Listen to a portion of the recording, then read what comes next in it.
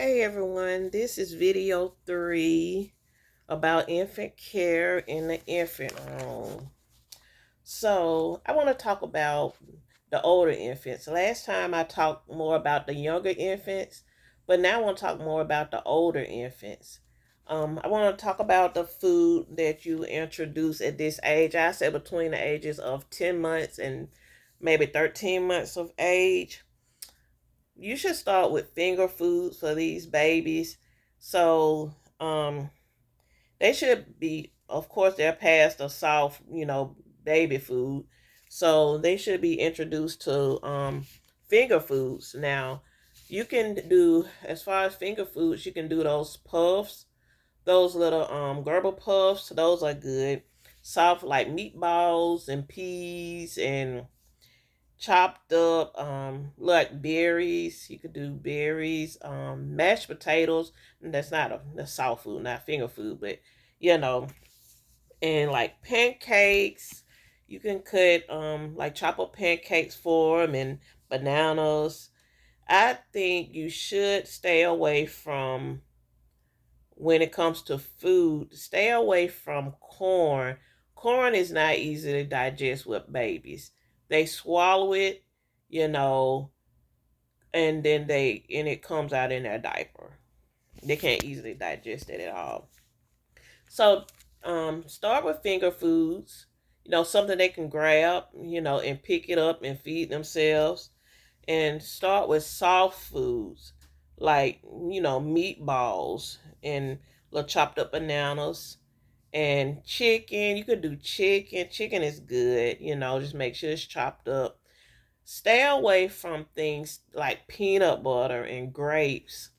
So, if parents send peanut butter, you should tell them that well, I don't know what center, all centers are not the same. So some centers may have a peanut butter allergy sign where they don't allow peanut butter, but some are peanuts. So, but if your center don't allow it, you need to let parents know.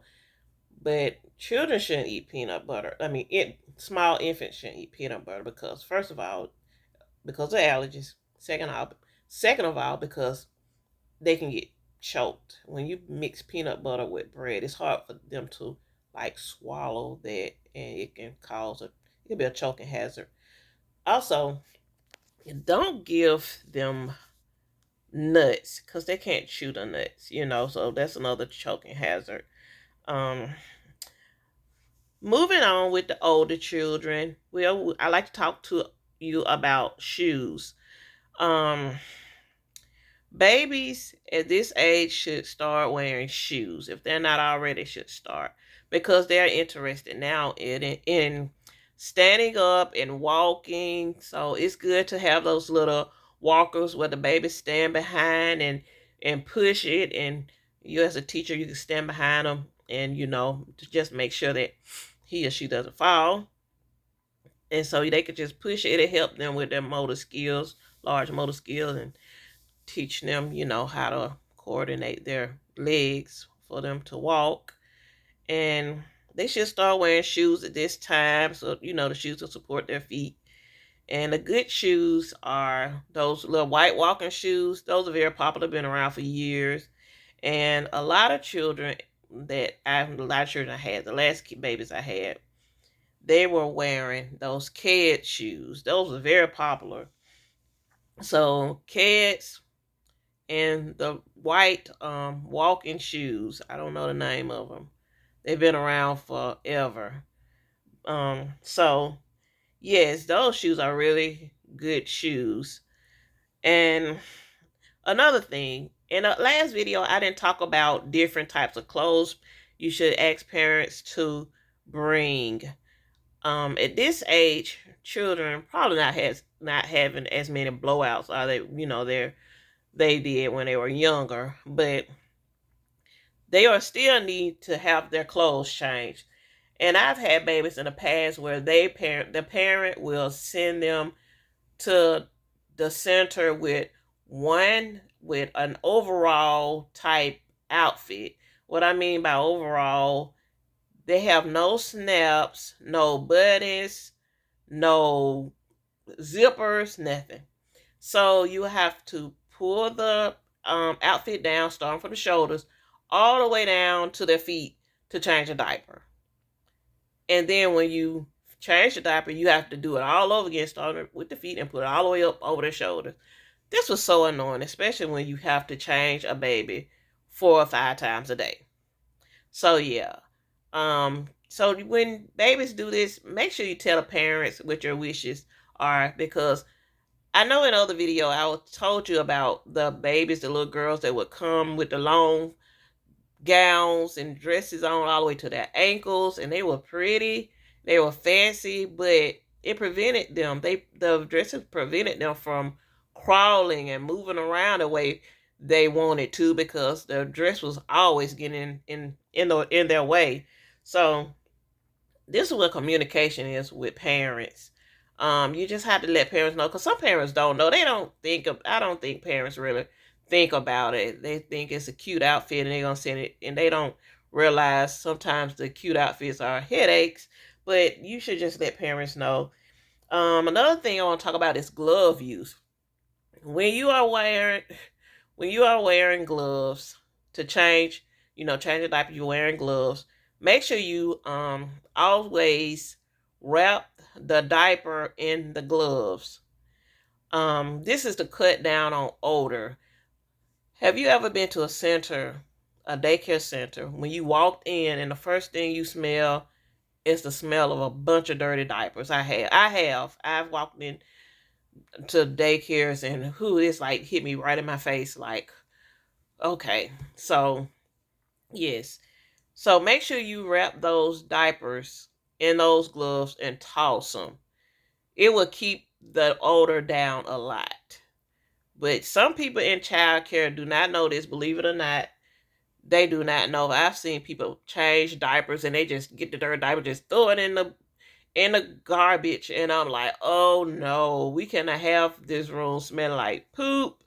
So it needs to be wrapped, it needs to be tossed in the trash, and then eventually take the trash out. And so another thing, when you have to wipe a child's nose, or if a child is bleeding, I've had babies where they may bump their gum and the gum will start bleeding, or they may have a small scratch. Whenever there's blood, I always use gloves for the baby. Believe it or not, some teachers don't do this. I had a coworker, joke with me when I put gloves on to wipe blood from a baby. She said, "Oh, do you think this baby has HIV or something?"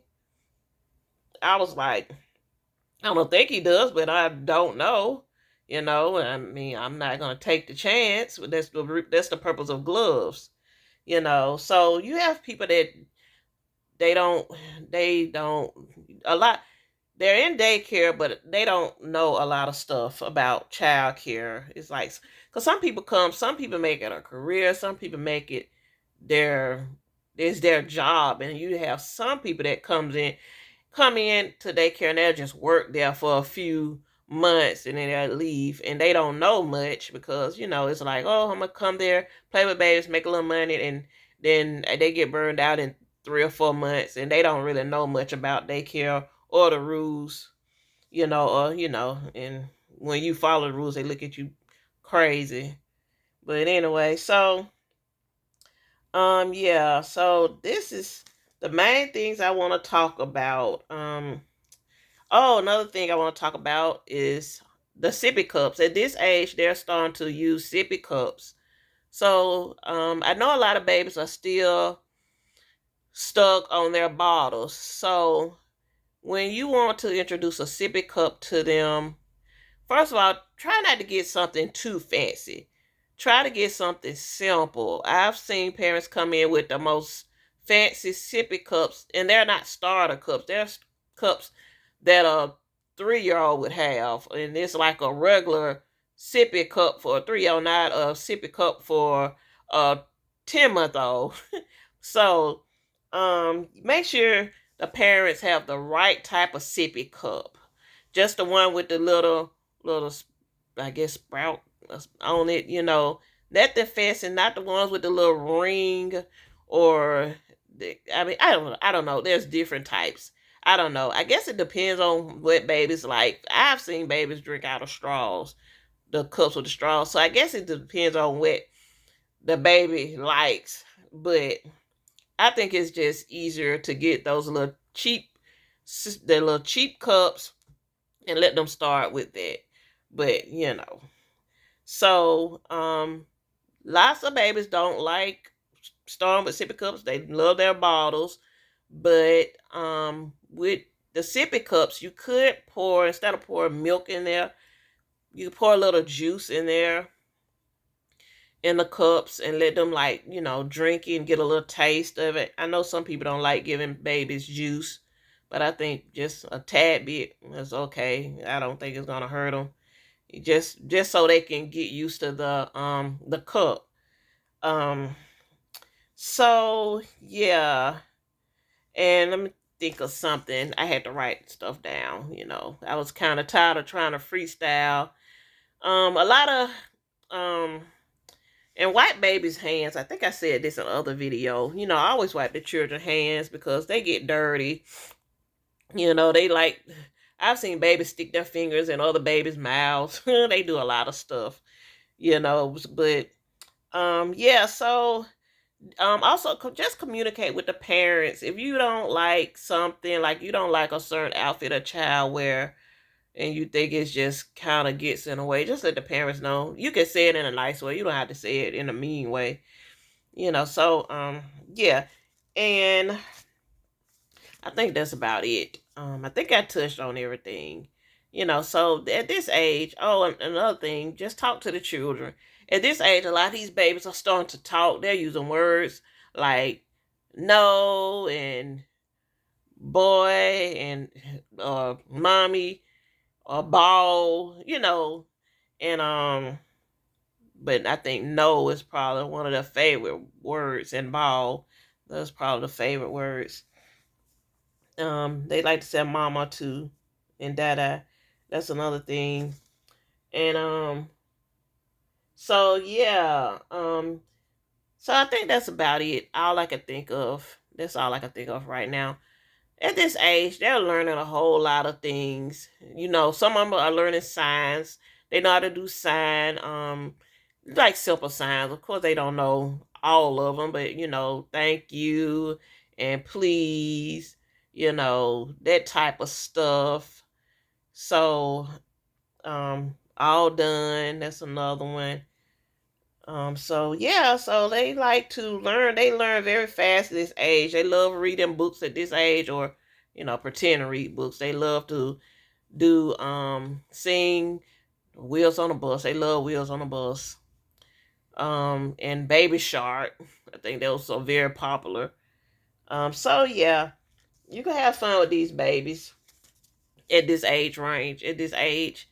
But they're growing up, they're turning into toddlers, so they're moving on to the next stage. So just have fun with them and let them learn all the new things and get them in the shoes they need, and just communicate with the parents, let the parents know, you know, that their daughter or their son is ready for, the next step, a sippy cup, or the next step, a pair of shoes, or, they're ready for the next step. And, some parents will probably agree, like, yeah, okay. And then you have some parents that may be reluctant, like, no, I don't think he's ready for the sippy cup, or I don't think he's ready for table food. And the baby can be like maybe 13 months. He's probably still eating jar baby food. I've seen it happen. So, but that's rare. Most parents are understanding, and if you tell them, they'll say, oh, okay. And a lot of times, a lot of parents, especially new parents, they don't know. So if you like just kind of give them ideas or let them know that they look at childcare workers, most of them, I do think, they look at us as, people. We work with children, so we know we know things that they may not know.